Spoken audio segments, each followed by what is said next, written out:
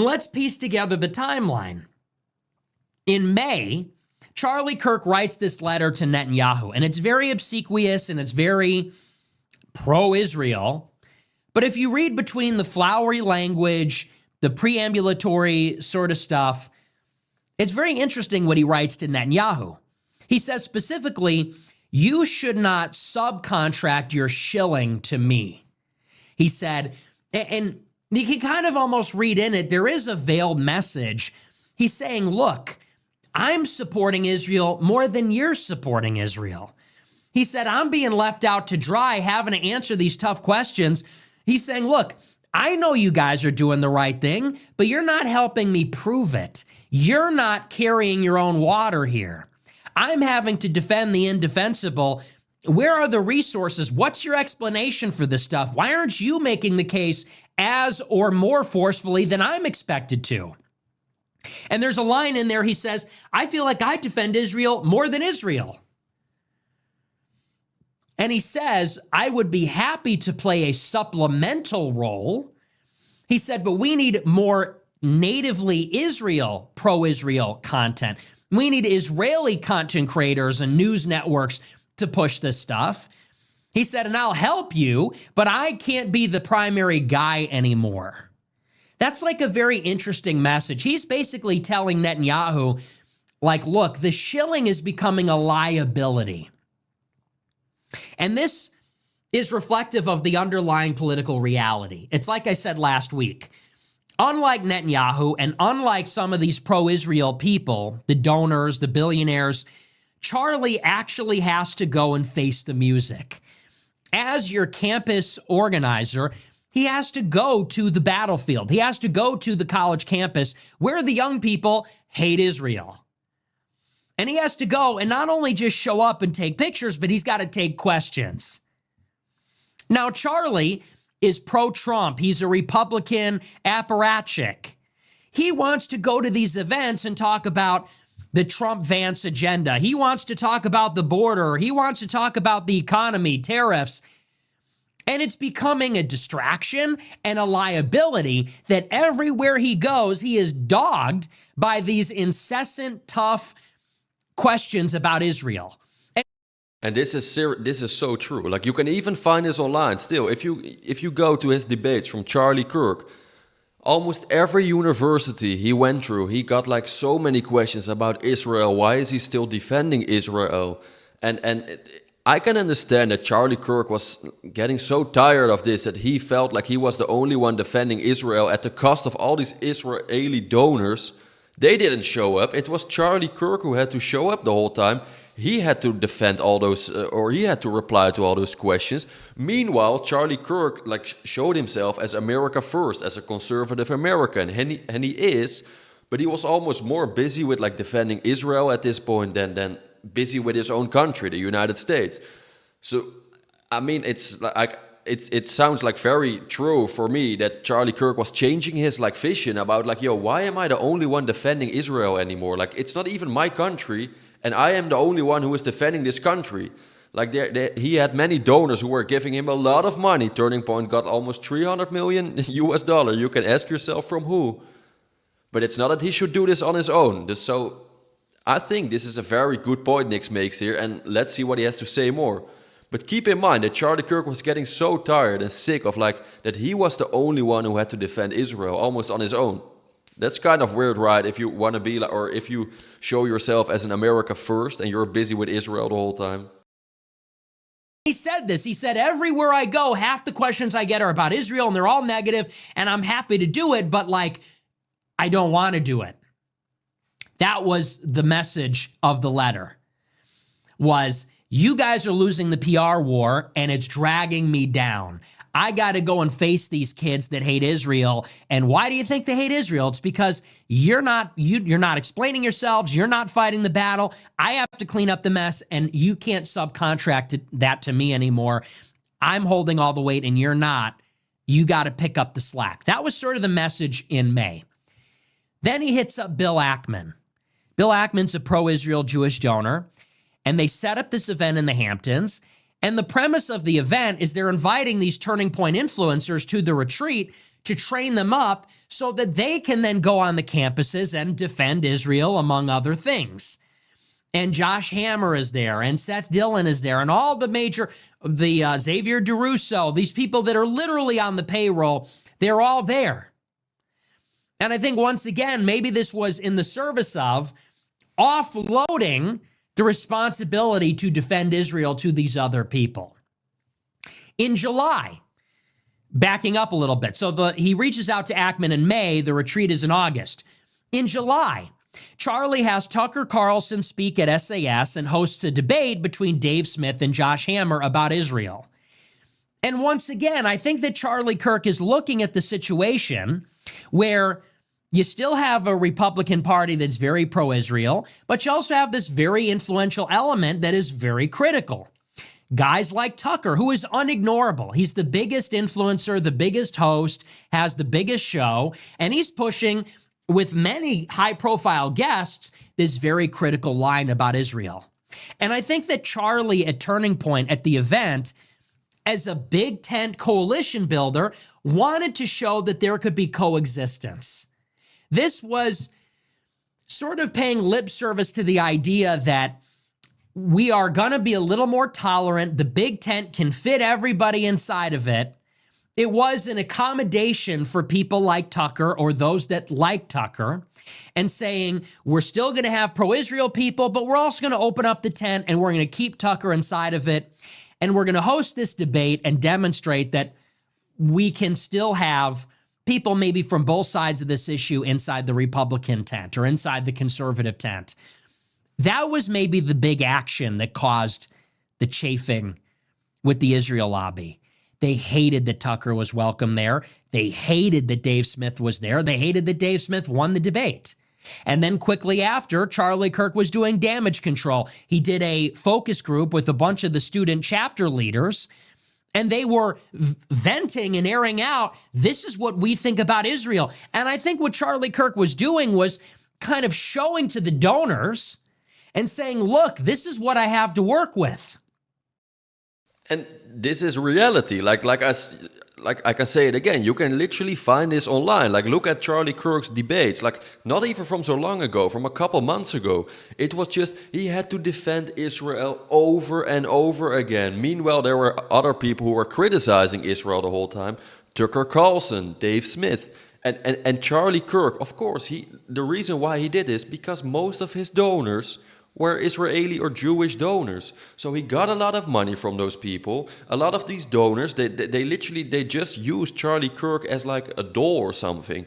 They told him what to do. And I think, and I agree, and Nick will probably explain you more about this, that Charlie Kirk was getting so sick and tired of the fact that he couldn't have his own opinion anymore. He was literally like a ragdoll. He had to do what the donors told him to do. He couldn't have his own opinion anymore. And Charlie Kirk, we all know how he started with his freedom of speech, with his own opinions, with his own debates, everything like that. He was a very conservative guy.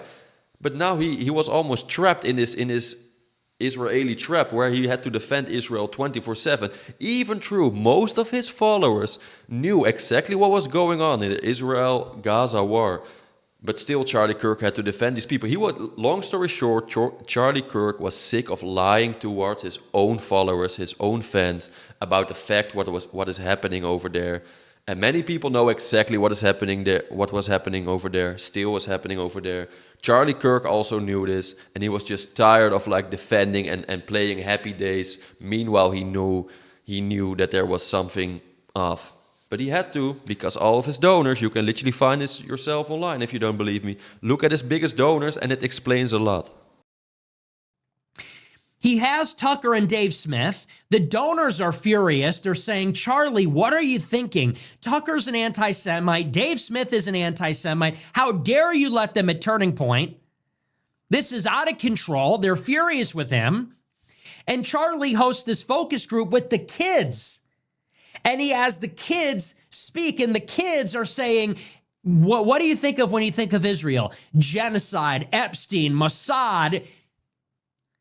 And I think what Charlie was doing with the focus group was to take this to the donors and say, look, This is what we have to work with. You may not like what I did, but this is where 50% of my kids are.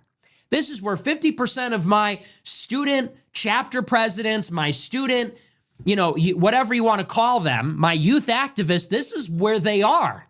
This is what they think about Israel. And he's telling them, like, Houston, we have a problem. And we're not going to solve the problem for the Republican coalition, keeping it together, being pro-Israel, by banishing these people, banishing Tucker and half of our audience. I think that's what Kirk was doing there, was saying, you can hear it from the horse's mouth. This is what I have to deal with at the debates, at my Turning Point chapters, at my events. And we have to accommodate these people. That's just where they're at, and we got to meet them where they're at. In early August, the first week, he goes to this conference with Bill Ackman, and allegedly they light into him. They're disappointed with his Israel-critical positions. They don't like this dose of reality that he's giving the donors, although he's at this event. And it's within days of this that he goes on Megyn Kelly. And he says on Megyn Kelly, I support Israel. I'm pro-Israel. I'm never not going to be pro-Israel. He said, but being one of the strongest champions that has nothing to prove on that front, Charlie says, now I'm getting called a Jew hater. He's basically saying, how dare you? He said, I'm trying to help you. I'm carrying water for you. I've done it for years. I've proven my bona fides on supporting Israel. And now, not only will you not work with me, but you're accusing me of being an anti-Semite. He says to her, there's this moment where he says, boy, he goes, you're not going to lose me, but you've really deflated me. That's about as explicit as it gets, this frustration, saying, look, I'm being put in between a rock and a hard place. I've got to defend your indefensible stuff. I also have to walk this tightrope and accommodate half these kids that hate Israel. He says, I'm doing my best. I am American, by the way. I don't actually work for you, even though you give me money. And you're going to call me an anti-Semite and pull your funds? He's saying, wow, how am I supposed to accommodate you any longer? So first, they give you a lot of money. They want you to say and act like in their favor. They want you to do what the donors want, or the donors give you a lot of money. So Charlie Kirk is doing what the donors want. And we all know, like I said, who the donors are. You can even find this yourself online if you don't believe me. So he has to have like a very pro-Israel opinion. And when shit hits the fan, when it's getting like too much, too intense, then they just take their hands off Charlie. Then it's like, oh, all right, dude, you don't want to listen to us anymore? You don't want to spread propaganda anymore? All right, fine. Then we take the money and you're all by yourself. You're alone now. And then Charlie Kirk is like in between like both sides. So first he was like defending Israel. And at some point he's not getting money anymore. Like the donors leave him like behind. And then he's also not like, so he's not on the Israel side anymore, and he's also not on the not Israel side anymore. Excuse me if you understand what I mean, but you probably get the point. So then you feel kind of trapped, right? Literally, because you were trying to defend one place, and they tell you after like you did so much work for them, you did like almost everything for them, even shame your own name because you were defending them for so long. And then when shit hits the fan, they tell you, all right, dude, it's fine, we don't work with you anymore. You can figure it out on yourself. That shows you a little bit how some of these people work. Like that's kind of like a knife in the back, as how we would call it here. Like that's disgusting behavior, right? Insane. And then a month later, this is early September, this is where we get this text where he says, they're pulling the money. They are leaving me with no choice. And I think when you put this whole story together, you actually don't see a person who is having a change of heart. Maybe on some level, and Andrew Colvett reacted to the text messages. He's the spokesperson for Turning Point. He said, look, Charlie was against Islam. He was against Hamas and the Palestinians in some sense. He said he supports Israel because Israel is the custodian of the holy sites, the Christian holy sites. He said, and he believed that Israel was part of Western civilization and believed in this like Judeo-Christian thing. And I believe that Charlie believed in all that until he died. That's what Colvett said, and I believe Charlie believed that also. He also reaffirmed that on the Megyn Kelly interview. Colvin said, but his criticisms were that the war in Gaza should end. He disagreed with the conduct of Israel in the war in Gaza, the attacks on the churches, some of the aggressive attacks on the Palestinians. And he disagreed that they were dragging us into a war with Iran. He didn't like that. So I don't believe that Charlie Kirk was pushing against Israel because of this, that he turned on Israel. I don't think he turned on Israel. I think, like everybody, he had some qualms about some of the things Israel was doing, but he was willing to work with them. He wanted America to continue supporting Israel, but he was put in this position where there was a whole section of the right wing that broke. Tucker, Candace, the Groypers, whoever, they got way too big to ignore. And as the leader of the Big Tent, he had to keep everybody happy. He had to accommodate everybody. He wanted to accommodate the donors that were pro-Israel. He also wanted to accommodate Tucker and the actual students. And trying to accommodate the students alienated the donors. Charlie tried to keep the tent open and said, look, you're not anti-Semitic for saying Epstein was Mossad. You're not anti-Semitic because you're Israel critical. You can still be a part of Turning Point. He said, you can still call yourself a card-carrying member. I don't want to alienate you. We're going to find a way to mediate your newfound opinions and keep you on side. What do you mean with mediate your opinion? That shows already enough, right? Why do you have to mediate an opinion of someone only for this fact? That's like so weird in my opinion. And correct me if I'm wrong, and feel free to debate me in the comments. But isn't it weird that it's only or always about like one country that you can't have like a real opinion? I mean, you can say whatever you want about Nigeria. You can say whatever you want about like Italy. You can say whatever you want about like Germany.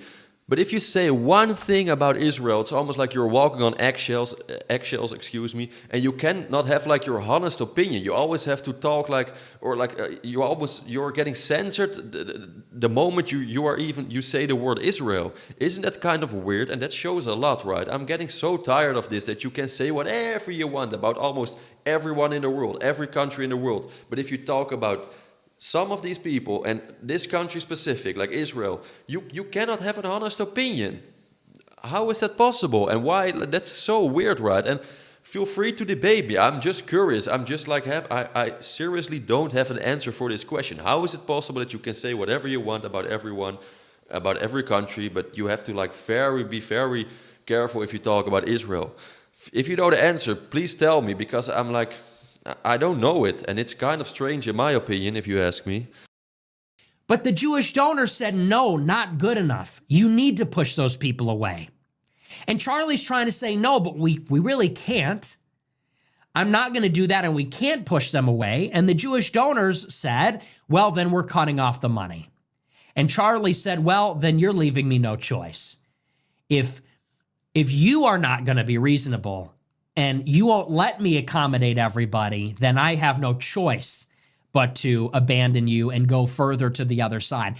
I think that is a much more nuanced perspective on what was happening. I continue to believe that he was not turning on Israel per se. I don't even think he was turning on the pro-Israel donors.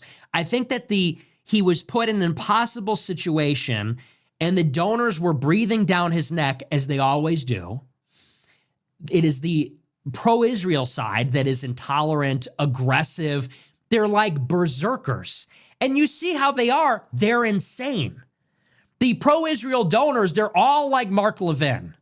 They're all these like weaselly, goblin-esque, vicious haters. And you see Mark Levin, he gets on his show and says, Tucker's the worst anti-Semite since Hitler. Like, they're insane. And that's how they all are. And if Charlie is not basically bowing down before the Western Wall, if he's not making 6 million trips back to Israel to kiss the ring, they're lumping him in with the rest. And to me, the real story there is not that Charlie flipped. It's that Israel is alienating literally everybody. Gradually and incrementally over time, they're alienating everybody. All these people that started with questions went from 0 to 60 because they were told by the Jews, you can't ask questions. You're asking questions, you don't support the war, you're an anti-Semite, you're out. And that happened to Candace. That's literally what happened to Candace. She was at Daily Wire and she said, I don't think the Palestinians should be genocided. And Shapiro and Clavin and the Jews at Daily Wire get together and say this. She's out of control. We have to take her out, right? That's what they said about Candace. They would not give her an inch to question. And she split. Same thing with Tucker. You could see that even a year ago, Tucker was a little bit reluctant to criticize Israel. And the heat that he got, I think he was like, now you're pushing for war with Iran. Now you lost me too. Megyn Kelly, same story. Charlie Kirk, same story. Me, 10 years ago, same story. I just wanted to say Nick himself as well. But isn't that kind of weird? Because this shows exactly what I was talking about earlier. Isn't it kind of weird that once you criticize this country, that you're getting cancelled, that you're getting censored, and you can't have an opinion anymore? That's kind of strange, right? But anyways, I'm very curious about your opinion. Do you agree with Nick on this one? Do you disagree with Nick? Please share your opinion in the comments. I'm very curious. Last but not least, if you like this video, please hit the like button. If you really like this video, consider subscribing. I would really appreciate it. And have a wonderful day. I'll see you in the next one. Ciao.